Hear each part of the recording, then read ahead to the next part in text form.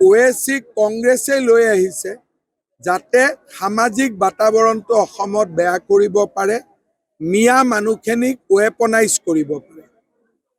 আজি যিটো তেওঁ ভাষণ দি থৈ গ'ল, এই ভাষণ দিয়াৰ পৰা কি হ'ল যে মিয়া মানুহখিনিয়ে লাহে লাহে অসমীয়াৰ বিৰুদ্ধে অস্ত্ৰ তুলি ল'বলৈ ভয় নকৰিব। তেওঁলোকৰ সংখ্যাও বেছি। কালি যিটো ভাষণ বা যোৱা 2টা দিনত যিটো ভাষণ দিলে, সেই ভাষণটোৱে এটাই কি কৰিলে যে মিয়া মানুহখিনিক আমাৰ ভাষাত ৱেপনাইজ কৰি পেলালে যে কালি ৰাস্তালৈকেও তেওঁলোক ওলাই আহিব, ভয় নকৰিব।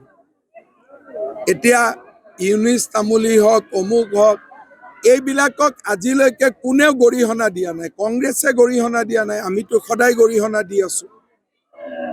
আজিলৈকে তেওঁ যিমান কথা কৈ ফুৰে, কংগ্ৰেছে কেতিয়াবা কৈছে নেকি তেওঁক গ্ৰেপ্তাৰ কৰিব লাগে?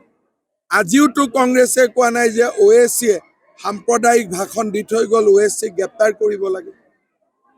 কৈছে জানো ক'ৰবাত? কোৱাটো নাই।